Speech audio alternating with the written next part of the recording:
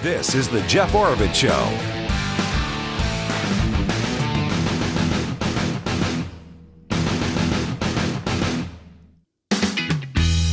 All right, happy to have back on the program. Welcome back, everyone. Talk with Jeff at iCloud.com if you got a comment. Happy to have back on the program Congressman Eli Crane. I think first time since the primary. So welcome back and congratulations. It was like 80%.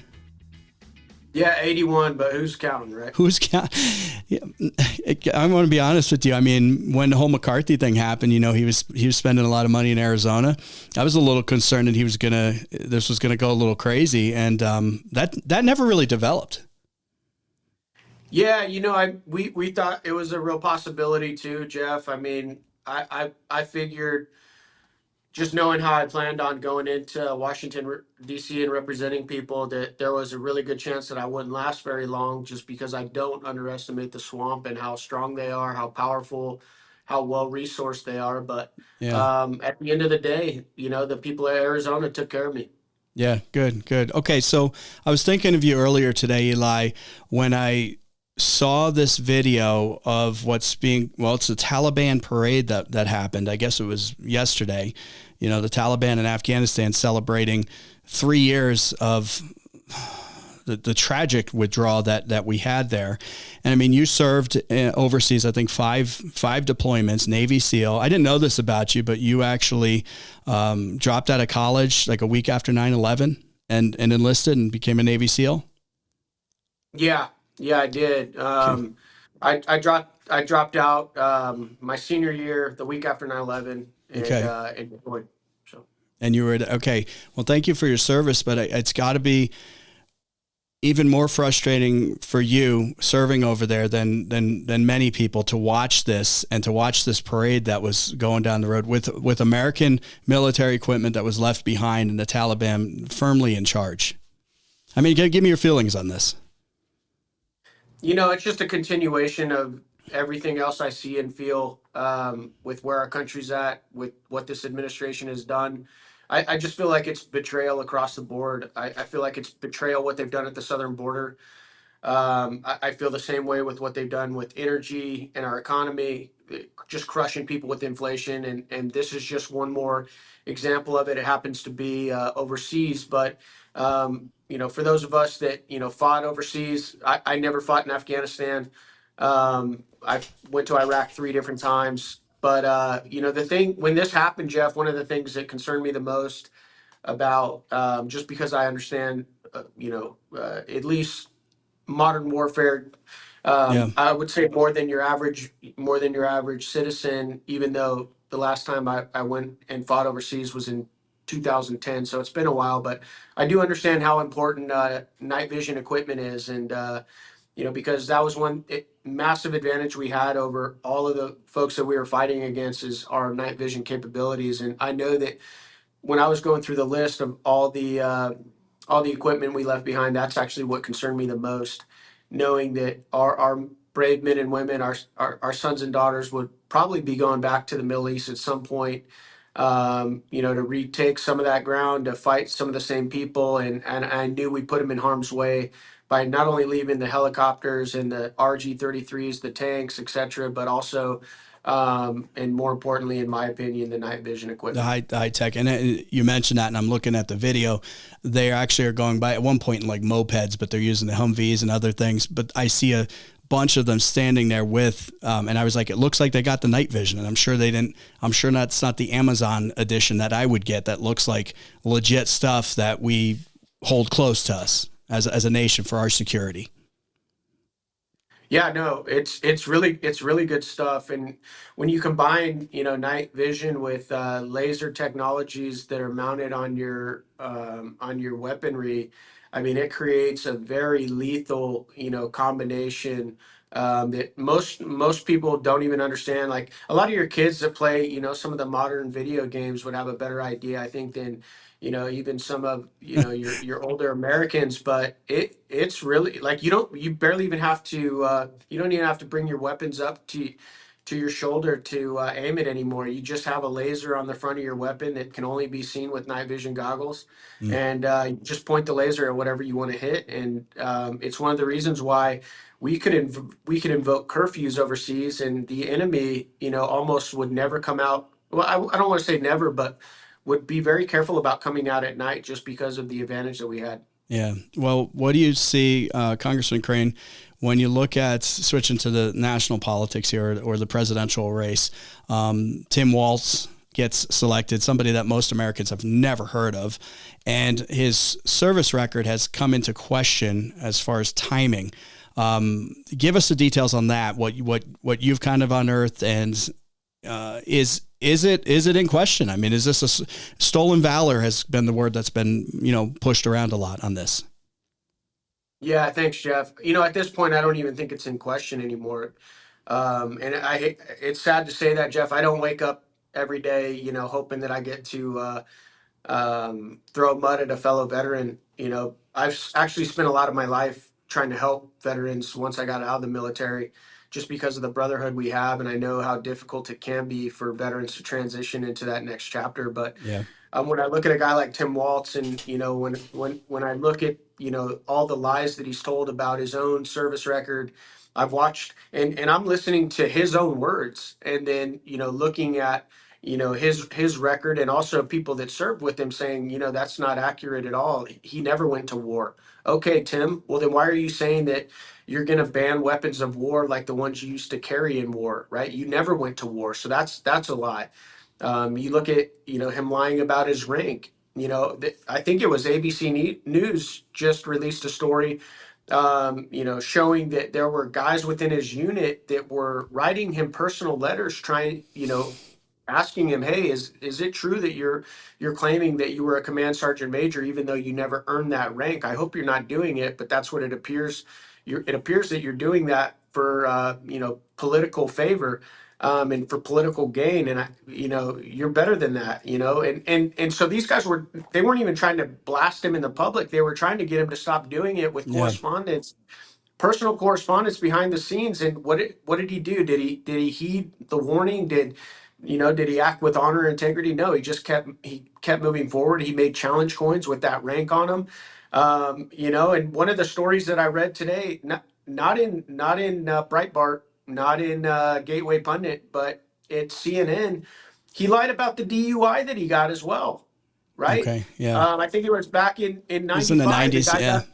Yeah. The guy got a DUI, and I think he was going like 95 miles per hour in a 55 zone. Okay, I don't, I've got a speeding ticket before. I've gone way too fast before, but he was consuming alcohol. He blew way over the legal limit, and he actually admitted it in court.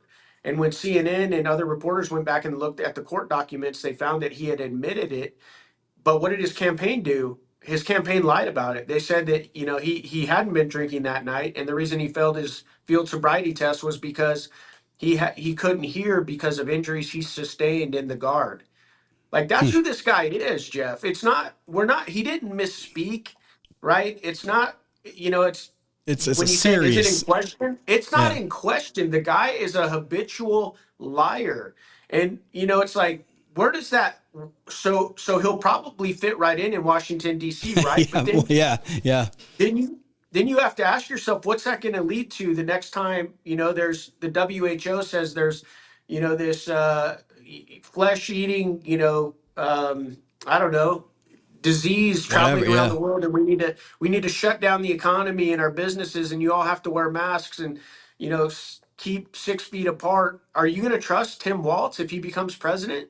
I'm not. Yeah. Are You you going to shouldn't. trust No. Tim Walz? No. Are you going to trust him if he says, "Hey, it's within the best interest of our national security if we go to war right now with name the nation"? Are you going to trust him to send our blood treasure over, and that he's honest with us about why this is within our national interest? What's it going to cost? What the plan is? And that's the problem when you lie, Jeff, is that people don't trust you. And as you know, and the listeners of your show know, they don't. We don't trust politicians in Washington, D.C. anyway. So I mean, the fact that this guy, if Kamala Harris wins this race in November and becomes the president of the United States, will be number 2 in line to be commander in chief. That is that is frightening. Yeah, it is. It This is. guy, if he had any integrity at all, Jeff, he would resign immediately. He would drop out of this. He would drop off the ticket. And I don't expect him to do that based on what I've seen from him, but that's what he should do. Well, if you think about it, Congressman Crane, why would he when, okay, there is some media reporting about it, but there's a lot of people in this country that it doesn't matter. What you just said that's the scary thing. What you just said doesn't matter. I just spent some time on Trump's 20-point plan to, get our country back in order. And I'm probably there with him on the vast majority, 17 of those 20 items. I went to Kamala and what's his name? Walz. Well, I can't even remember his name. Walz's page. There's nothing. And I'm thinking that she's running the perfect campaign because America's not paying attention. There's a vast majority of the electorate that it doesn't matter now. And that's scary. No, you're right. And I think they're doubling down on the same, playbook that they used on the last campaign where they had a guy that had failed to run for president multiple times, once for plagiarism, was a complete gaffe machine, didn't know where he was half the time.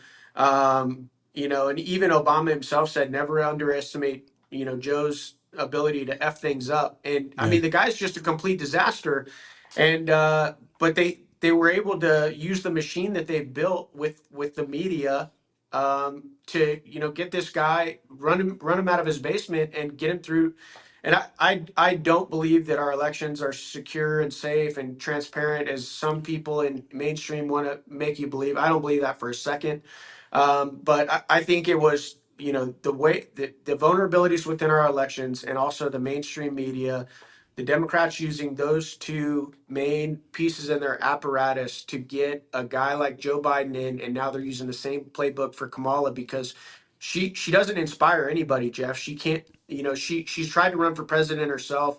I think she was one of the first ones that had to drop out. Yeah. She's not a likable person, and she can't sit there and take questions from the media because I don't think I just don't think she's really capable. She doesn't have a platform. She doesn't even have a platform. No.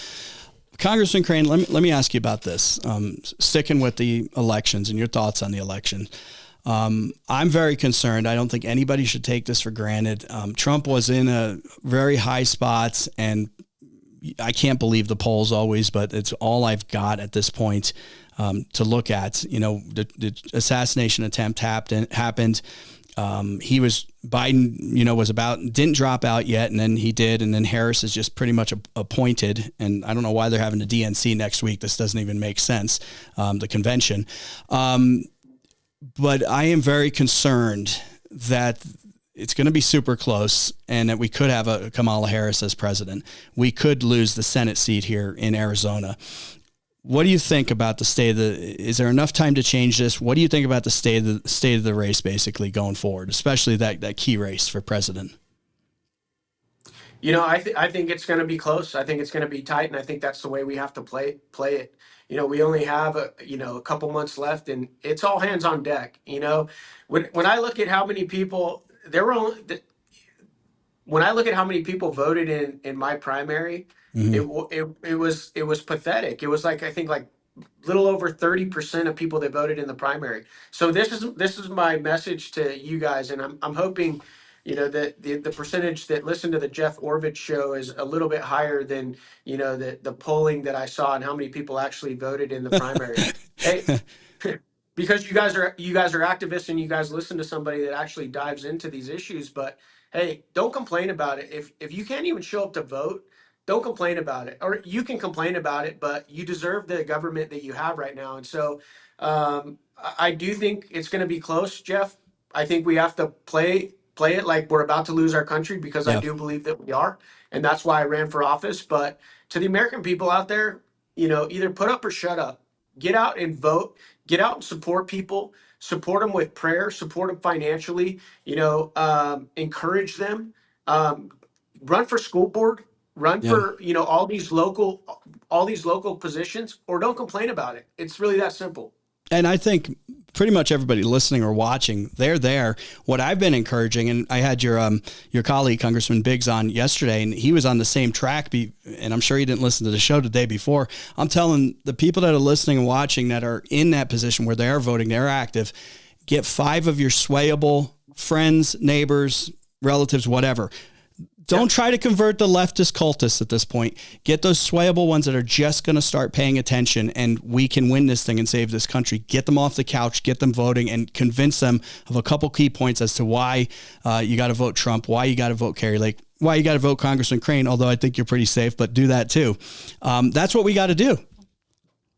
No, you're right. And I want to give a hat tip to State Party Chairman Gina Swoboda.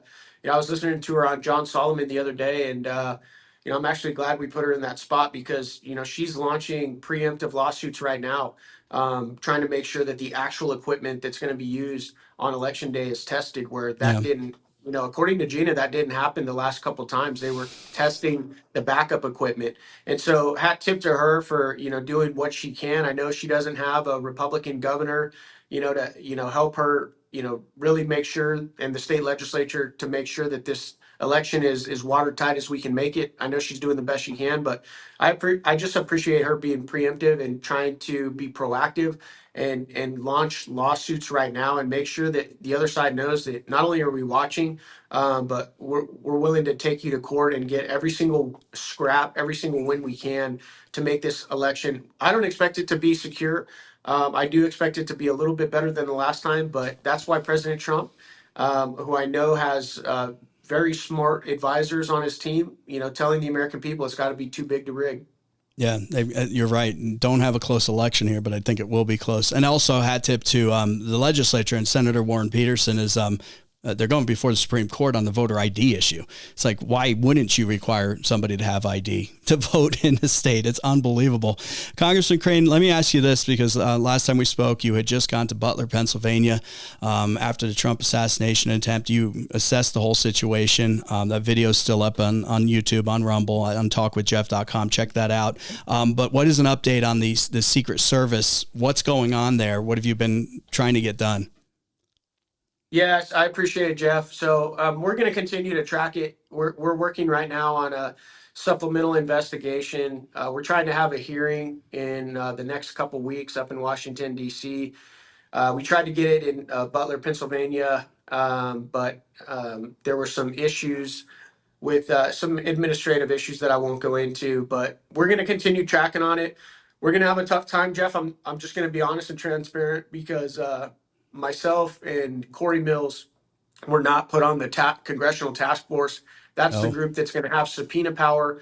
So they will be able to, subpoena any witness they want, whereas we're going to have to ask, witnesses to come testify, and you know how that goes. Even nowadays, even when they're subpoenaed, half the times they don't come because the Republican Party, our party, doesn't really have the backbone to do anything about it. And so it's going to be an uphill climb. I'm praying that God blesses this investigation and just opens doors for us, so that we can help, this task force or anybody and everybody who's looking into this get to the bottom of it. But, that's what we're up against right now. They didn't put somebody on there with military experience and things like that. Did they put a paper pusher? Is this like during COVID when they wouldn't have any doctors on committees and things like that? Yeah, Jeff. I mean, so you think about it, the guy supposedly, right? Because I don't know that I believe that the cover story on what exactly happened here. I think there's a bunch of different theories. Any good investigator is going to keep an open mind when going into looking at this. But there's 3 snipers in Congress that I'm aware of.